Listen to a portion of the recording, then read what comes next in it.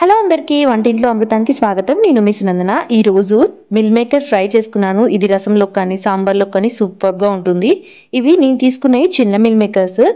మీకు కావాలంటే పెద్ద మిల్ మేకర్తో కూడా ఇది చేసుకోవచ్చు, చాలా బాగుంటుంది. ఇలా మిల్ మేకర్లు తీసుకున్నాక నేను వాటర్ అనేది ఆల్రెడీ బాయిల్ చేసి పెట్టుకున్నాను. ఆ హాట్ వాటర్ ఇందులో వేసేసుకోవాలి.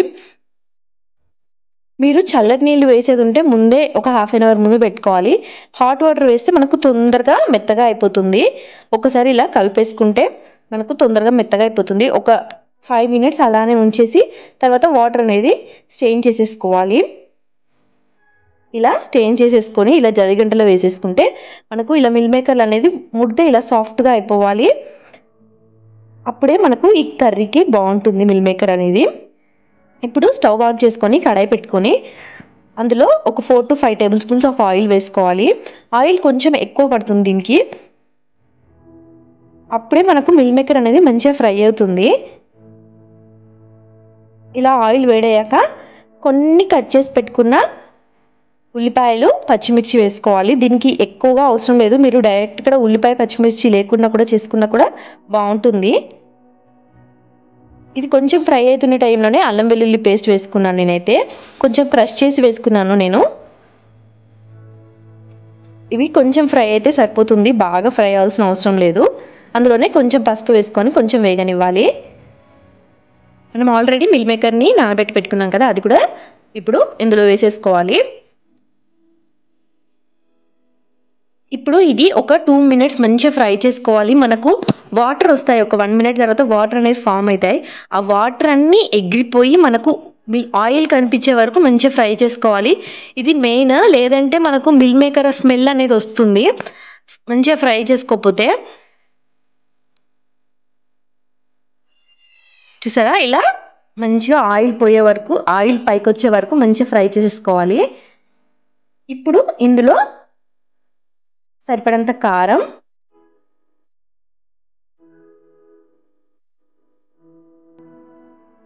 సరిపడంత ఉప్పు. మిల్ మేకర్లో తక్కువ ఉప్పు వేసుకోవాలి ఎప్పుడైనా, తొందరగా ఎక్కువ అవుతుంది. కొంచెం ధనియాల పొడి, కొంచెం జీలకర్ర మెంతుల పొడి, కొంచెం గరం మసాలా. ఇది వేసేసుకొని ఒక్కసారి కలిపేసుకోవాలి. ఒక 1 మినిట్ ఇలా మసాలా అంతా పైనే ఫ్రై అవ్వనివ్వాలి. ఇప్పుడు చెప్పేది మెయిన్ స్టెప్. దాదాపు అందరు ఇక్కడి వరకే చేస్తారు, కానీ ఆ మసాలా అంతా పైనే ఉంటుంది, మనకు లోపలికి మసాలా అనేది వెళ్ళదు. సో ఇప్పుడు ఫ్లేమ్ అనేది హైలో పెట్టేసుకోవాలి. ఒక గిన్నెలో వాటర్ తీసేసుకోవాలి.